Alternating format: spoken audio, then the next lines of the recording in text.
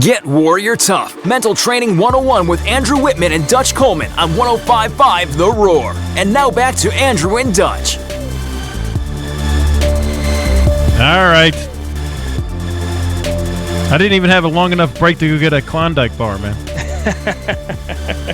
Now, what kind? Do you have a special flavor you like, man?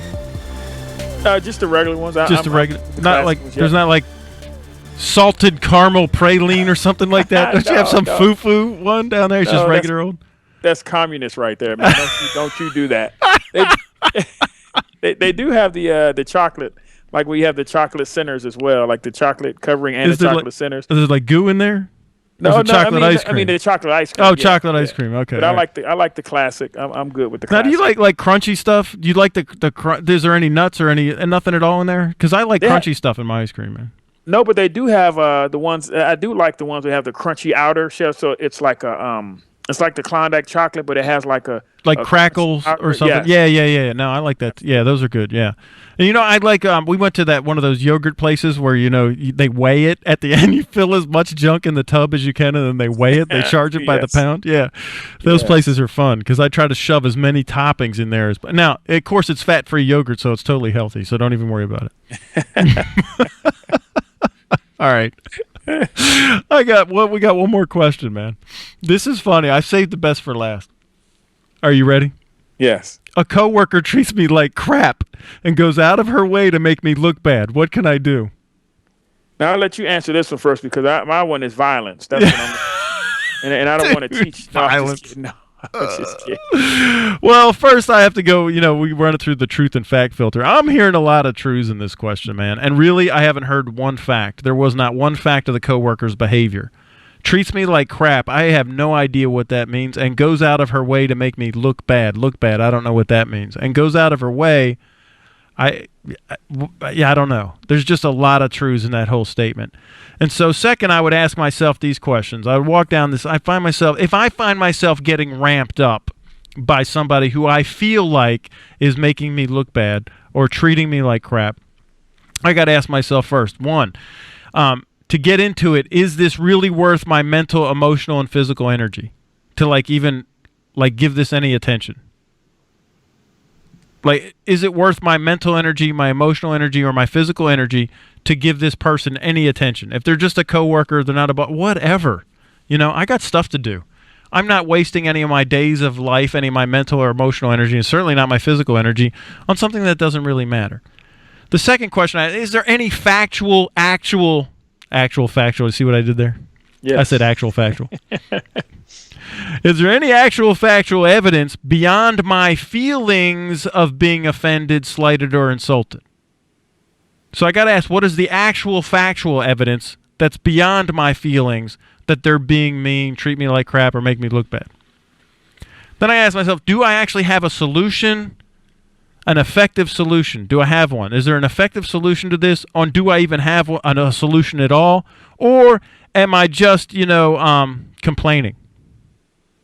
Am I just trying to express myself here that I feel like they're being mean or I'm getting slighted or they're treating me like crap? And then I ask myself, what's the probability that we could fix this? Is there a probability that this could be resolved? Because like the Hatfields and the McCoys, right? Romeo and Juliet. What were they were like the British Hatfields and McCoys, right? From way back in Shakespeare. Right. Do you remember what there was like the Casapulas or what was it? It was the Capulets and the Montgomerys. Oh, Montagues. I was going to say Casapula and Montgomerys, but that's a couple of hoagie shops in Philadelphia. So anyway, right? So, is there any probability that this could be resolved? Because if it's like that, it's that honor feud or whatever that's been for generations, it's probably not going to get solved. So, and then I saved the best for last, Dutch. If someone came to me with this question and I was actually coaching them, I would ask them, what is their part in the difficulty? Yeah. Yeah, and one of the things that I would look at too is in the initial question it said coworker. Yeah. And so if this coworker, and this is kind of a straightforward way to look at it, I would actually do the things you said. Like I would actually try and seek a solution and all those different things. I would try to figure out my part in it. I would try to figure out if my truths are really facts or is it just my truth. I would try to figure out if it's some emotional thing that I'm going through, if it's some inferiority complex that I had. Like I would try to figure all those things out. But at the end of the day, if you don't want to get involved in all that, you said coworker, right? So that coworker has no power over you. It does not limit you doing your job. It does not affect you or stop you from focusing on yourself and your production and all those things, because this is a coworker who has a group of responsibilities and all those things that they need to be working on, right? So as long as they're a coworker and not your boss, you can really exist focusing on what you can control, focusing on what you do, because at the end of the day, if none of that stuff that you try works and it doesn't get fixed, you still have responsibilities. You still have a job to do. You can still exist and coexist and get warrior tough culture. Sometimes you got to do that. Sometimes you're gonna be around difficult people, but we're gonna teach you how to coexist with difficult people. And again, sometimes people are just difficult, but you don't have to let it have the impact on you that a lot of times we allow to have an impact on us. We allow that, and we don't have to. And so even after you talk through all these things and you go through all these things and nothing works, there's still a light at the end of the tunnel for you in this culture, because you're the problem, you're the solution, you're at job. That's a co-worker, not a boss. So there's still a clean path to you and your boss and your production and all those things that doesn't include that coworker. And if it does include that coworker, as long as you're shining, doing what you're supposed to do, you're going to make that coworker lack of whatever they're doing shine. And then maybe they'll fall by the wayside on their own and you don't have to deal with them anymore. Yeah. Now let me kind of like twist the knife a little bit. What if that coworker was like the assistant to their boss? I'll tell you what I tell everyone. When you're in corporate America, when you're in a work environment, a lot of things in this world are about relationships, right? Yeah. So even if it's an assistant to your boss, you need to be having relationships. And if you have a boss, number one, I always say you need to know all the levels of your organization, because what you're doing, a lot of people, they get stuck in the employee mindset, right?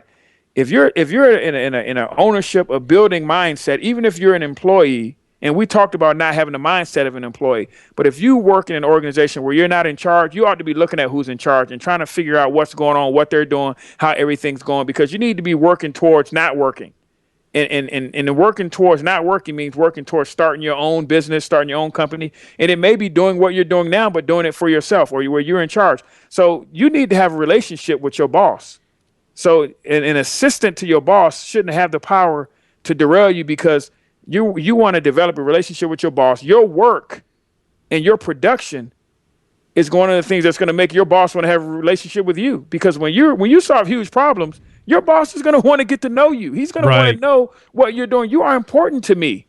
You solve huge problems. You saved me $50,000. You saved me $100,000 last year. Who are you? What's your name? What are you having for lunch?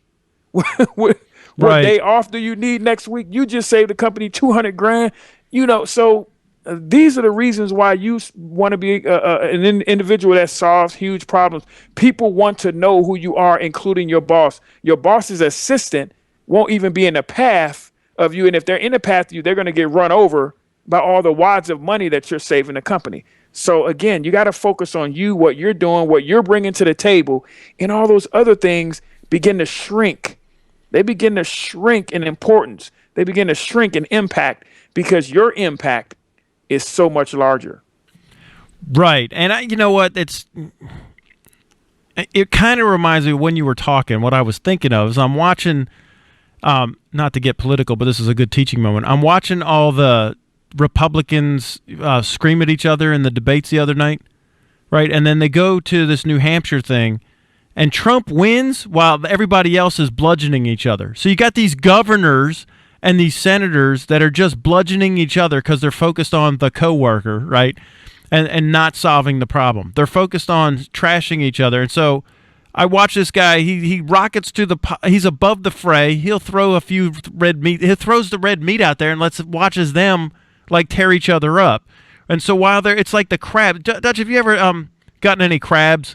Like you're from DC area. You didn't get Maryland crabs, right? Oh, blue crabs. Right, I love them. right. We put them in the bathtub. You don't have to put even like a cover over them, because what do the crabs do when one tries to get out? The other ones pull them back in, so they know they're never going to get. You don't have to worry about them getting out, because the other crabs will pull them back in.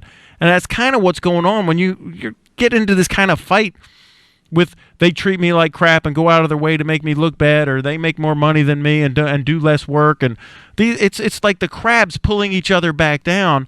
And this is that employee mindset. It's like a blue crab mindset, man, where we just keep pulling each other down, and that's not your target. It's a sand trap, so you'll never get out of that trap if that's what your perspective is. Absolutely, and I mean, we got to remember, we cannot control, and it's just this simple. We can't control the actions or attitudes of others. So when you run into those issues, you got to remember what you it's like banging your head up against the wall. You can't do it. So don't bang your head on the wall not one time. And sometimes we banging our head on the wall a few times.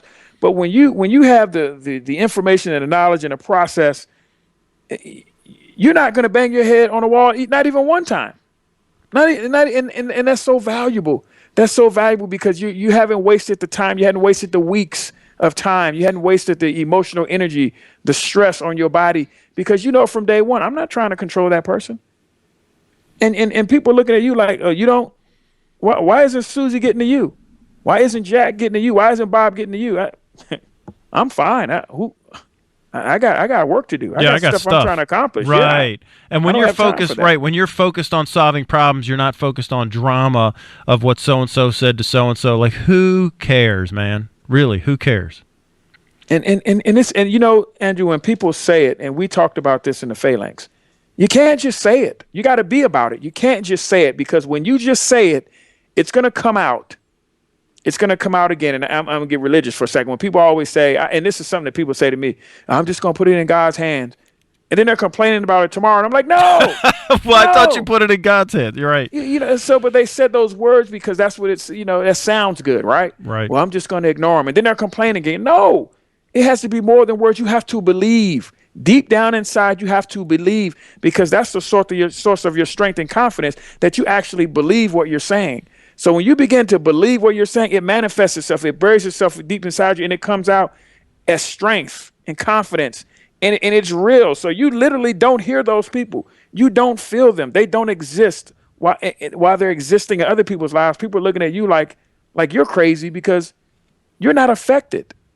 And it has to be more than words. So when you commit yourself to that mindset and you commit yourself to that culture, that get worried tough culture, it's going to be permanent. It's going to be powerful, and it's going to be everlasting, because that's going to be who you are to the core, not just words. We'll be right back after this.